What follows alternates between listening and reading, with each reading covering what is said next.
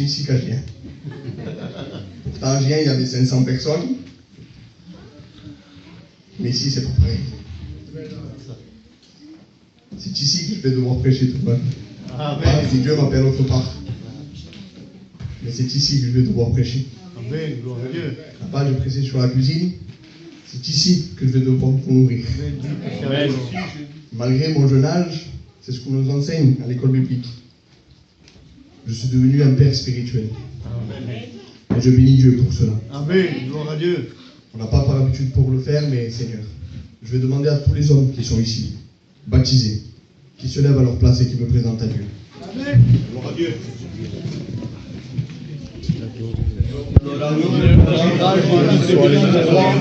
Seigneur, que tu puisses bénir, que tu puisses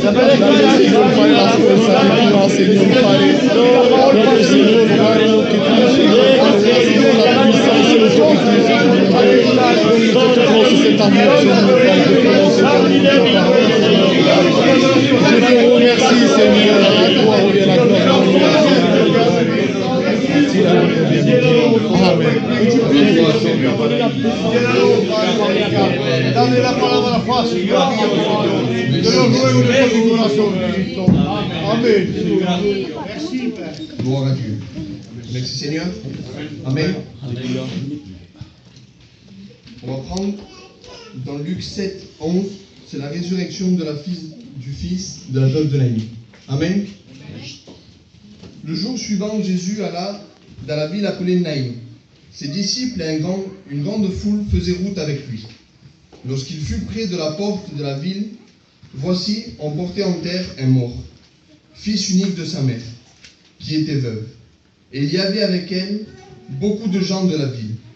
Le Seigneur, l'ayant vue, fut ému de compassion pour elle, et lui dit, « Ne pleure pas. » Il s'approcha et toucha le cercueil. Ceux qui le portaient s'arrêtèrent, et dit, « Jeune homme, je te le dis, lève-toi. » Et le mort s'assit, et se mit à parler. Jésus le rendit à sa mère. Tous furent saisis de crainte, et ils glorifiaient Dieu. Amen. Amen. Nous allons nous entretenir quelques minutes sur ces mots que Dieu a mis sur mon cœur. Je suis persuadé dans mon cœur que c'est le mot de Dieu.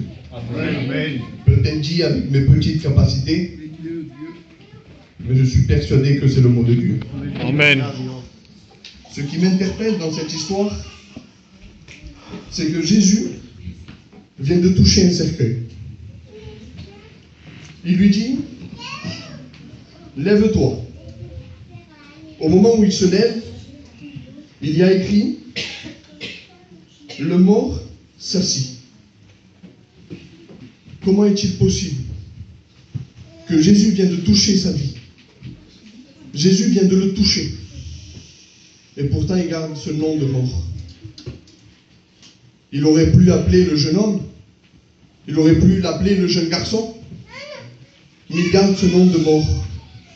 Son premier réflexe à lui, c'est de s'asseoir. Seigneur, moi, le Christ me ressuscite. Moi qui étais dans cette place de mort. Seigneur, je commence à le remercier. Je commence à courir, à marcher. Mais mon premier réflexe, ce serait pas de m'asseoir. Ce soir, si je peux te donner un conseil, ne fais pas comme ce jeune homme. Si le Christ vient toucher ton cœur ce soir, ne fais pas comme lui. Ne te lève pas pour t'asseoir. Bien au contraire, continue à avancer. Demande au Seigneur de te toucher encore une fois. S'il te manque encore ce mot de Dieu, dis-lui, Seigneur, il me manque encore une chose dans mon cœur. Que tu puisses le faire, Seigneur, en cette soirée. Demande-lui ce soir. Le Seigneur a touché ce cercueil. Non pas parce qu'il a été ému de compassion de voir ce jeune homme, mais parce qu'il a été ému de compassion de voir cette femme. Cette femme, ce soir, nous allons la représenter comme l'Église. L'Église est en train de prier pour toi. L'Église prie pour que ton âme soit sauvée. L'Église est là et elle intercède pour toi. Peut-être toi, à ta place, tu te dis, mais dans cette Église, à moi, personne ne me connaît. Sache que l'Église prie pour toi. Amen. Sache que nous, l'Église, on prie pour que les gens puissent rencontrer le Seigneur. Le Seigneur, quand il la voit, il est ému de compassion. C'est-à-dire que c'est ses entrailles qui sont prises. Il est quasiment obligé de toucher ce cercueil. Le Seigneur est au rendez-vous. Amen. Le Seigneur se trouve ici ce soir. Amen. Regardez bien. Il y a un cortège qui va dans un sens et le Seigneur qui va dans l'autre. Le Seigneur arrive à intercéder ce cortège. Il ne va pas dans le même sens que Jésus. Mais une fois que Jésus interpelle ces personnes, une fois que Jésus touche sa vie, autour de lui, c'est un sujet de joie. Peut-être pour cette personne-là, ce n'est pas un sujet de joie. Il n'a pas encore compris ce que le Seigneur veut faire avec sa vie. Ce soir, ne fais pas comme lui. Ce soir, le Seigneur veut s'adresser à ton cœur. Amen. Gloire à Dieu. Ne fais pas cela. Ce soir, si le Seigneur touche ton cœur, s'il y a un seul mot de Dieu, saisis-le. Ça ne coûte rien. Regardez ce que fait ce jeune homme. Il s'assoit et il commence à parler. Peut-être c'est ce que tu fais. Peut-être dans ton cœur est inerte. Mais tu parles. Quand quelqu'un te demande, est-ce que tu vas bien? Tu es le premier à dire, oui, bien sûr, tout va bien. Et pourtant, le soir, quand tu rentres chez toi, tu es saisi par l'angoisse. Tu es saisi par ce qui te tient dans ce monde. Je ne sais pas, Seigneur, excusez-moi pour les anciens, peut-être est-ce la drogue, peut-être la dépression. Il y a tellement de choses qui veulent te tenir captif ce soir. Sache que le Seigneur veut toucher ta vie.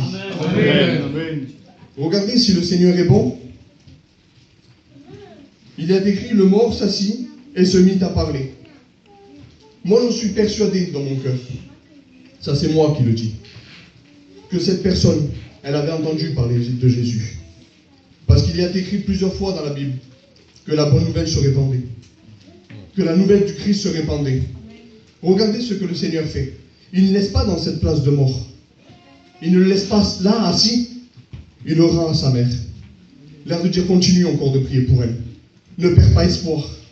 Toi, Église, si tu as encore autour de toi des gens qui sont perdus, continue à prier pour eux. Regardez la différence avec une personne que quand Dieu touche, et il y a quelque chose qui se passe. Parce que là, le Seigneur ne pouvait plus rien pour lui. Dieu a fait tout. Il se déplace avec ses disciples. Il se déplace, il a même écrit avec une grande foule. L'Église se déplace. Pourquoi il y a ça ce soir, si ce n'est pas pour toi qui ne connais pas le Christ? Amen. Le Christ fait encore pareil 2000 ans après.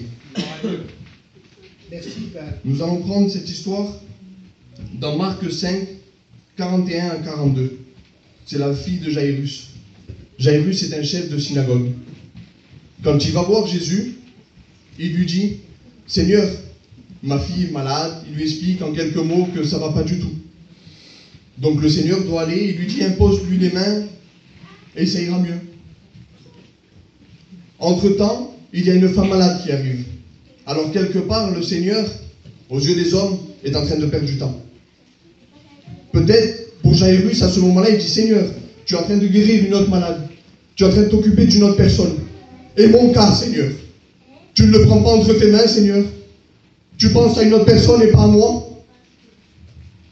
À ce moment-là, viennent des personnes. Ça, c'est peut-être ta compagnie. C'est peut-être ceux qui t'entourent. Ils lui disent, n'importune pas le maître. Ta fille est morte. Peut-être, c'est ceux qui te disent, ne va pas à la réunion. À quoi ça va te servir? Qu'est-ce qu'il y a de bon? Réellement, est-ce que tu ressens la présence de Dieu?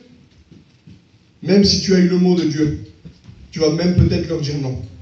Jésus, vous savez qu'est-ce qu'il fait? Il coupe cette discussion. Et il lui dit, crois seulement.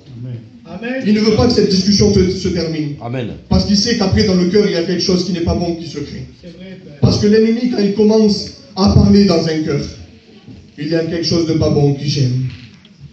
Sois sensible à la voix de l'Esprit ce soir. Amen. Amen. Le Saint-Esprit s'adresse à ta vie. Amen. Saisis-le. Prends-le. Amen. Car le Seigneur, ce soir, il veut te bénir. Alléluia. On va prendre Marc 5, 41 à 42. Il rentre dans cette pièce. Le Seigneur veut bénir. Il y a même des gens qui se moquent de lui. Parce que la vue du Seigneur n'est pas la nôtre. Le Seigneur ne dit pas qu'elle est morte. Il dit qu'elle est endormie. À ce moment-là, les gens qui sont autour, Ils se croient même plus intelligents que le Seigneur. Ils croient qu'ils ont un temps d'avance sur le Christ. Mais le Christ ne se trompe pas. Amen. Peut-être le Christ veut s'adresser à ton cœur. Et tes amis, soi-disant tes amis, sont en train de te dire, mais c'est pas ça qu'il te faut. Ne fais pas ça. Quand le Seigneur s'adresse à ta vie, il ne se trompe pas. Il est le seul qui sait ce qu'il faut dans ton cœur. Quand il rentre dans cette pièce, il la saisit par la main. Et il lui dit, Talita Koumi, ce qui signifie jeune fille, lève-toi, je te le dis. Aussitôt, la jeune fille se leva et se mit à marcher, car elle avait 12 ans. Et ils furent tous dans un grand étonnement. Regardez la différence. Quand cette jeune fille, elle se lève, elle commence à marcher. Elle commence à marcher avec le Christ. Elle ne reste pas assise. On dirait, l'autre, on ne connaissait même pas son âge. Dans la Bible, ce n'est pas écrit. Le Seigneur prend même le soin de marquer son âge. Elle a pris la vie avec elle. Amen. Des détails qui veulent dire grand dans nos vies. Le Seigneur, c'est ce qu'il veut faire avec toi ce soir. Il ne veut pas te laisser dans cette place. Amen. Dans l'autre histoire, quand Jésus touche le cercueil, ceux qui l'amènent en terre, ils s'arrêtent. Ils ne peuvent pas faire autre chose que de s'arrêter. Quand on rencontre le Christ, même ceux qui veulent te parler mal de lui, ils sont obligés de s'arrêter. Ils sont obligés que le mot de Dieu touche ta vie. Amen. Après, c'est toi qui le saisis ou pas. Mais même tes ennemis sont obligés de s'arrêter. Parce qu'ils ont peut-être l'apparence de tes amis, mais ils ne veulent pas ton bien. Peut-être, tu te dis, mais qu'est-ce qu'il est en train de dire? C'est mes amis, ça fait 20 ans que je suis avec eux. Ça fait 10 ans que je suis avec eux. Mais ils ne savent pas réellement ce qu'il y a dans ton cœur. Réellement, quand tu rentres chez toi, qu'il y a quelque chose qui ne va pas. Quand tu veux te débarrasser de ce qui accable dans ton cœur, ils ne savent pas ce qui se passe. Regardez Jésus.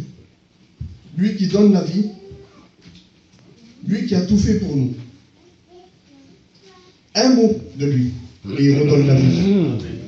Un seul mot, et il peut toucher ton cœur. Un seul mot, et ta vie, elle commence réellement. Amen. Lui a dû mourir pour que tu aies cette vie. Lui qui est la vie a dû mourir pour que toi tu l'obtiennes. Ça n'a pas été comme ça. Ça n'a pas été juste avec un seul mot parce que c'est le maître qui dit, eh bien, toi, tu as la vie. Toi, tu as la vie. Ce n'est pas comme ça. Il a dû payer le prix. Il a dû payer le prix pour que l'ennemi ne puisse pas t'accabler. Amen. Pour qu'il puisse dire, lui, non, je l'ai payé de mon sang. Laisse-le. J'ai déjà payé pour lui. Pour que le Père, le Dieu du ciel, quand il te voit, il voit son Fils à travers toi. Gloire à Dieu. On va prendre ce verset qui est Jean 3,16. Car Dieu a tant aimé le monde qu'il a donné son Fils unique, afin que quiconque croit en lui ne périsse point, mais qu'il ait la vie éternelle. Amen. Gloire à Dieu. Il ne faut pas oublier qu'à ce moment-là, c'est Jésus qui parle. C'est vrai. Ce n'est pas le Père qui est en train de parler à ce moment-là. C'est lui qui est en train de révéler le plan que le Père a pour lui. C'est lui qui est en train de dire, moi je vais mourir pour que vous ayez la vie. Pourtant il a souffert, Seigneur. Oh, peut-être vous avez vu des films. Ça vous a peut-être un peu touché.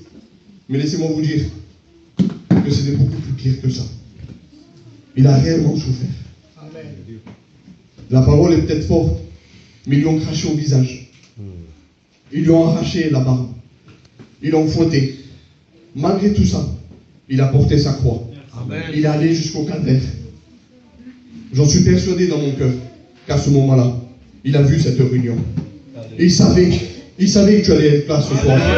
Il savait qu'il disait, Seigneur, à son père, il devait lui parler. Il disait, mon père, tu vois ce que je suis en train de passer. Mais je pense à un tel, mets ton nom ce soir. Amen. Je pense à lui. Je pense à lui. Il a pensé à moi. Voilà pourquoi ce soir je suis là en train de vous prêcher la parole de Dieu. Amen. Le Christ a payé le prix Amen. pour que vous puissiez avoir cette place ce soir. Amen. Sachez que la place que vous avez, il n'y a pas d'argent. Il n'y a rien qui peut payer cette place.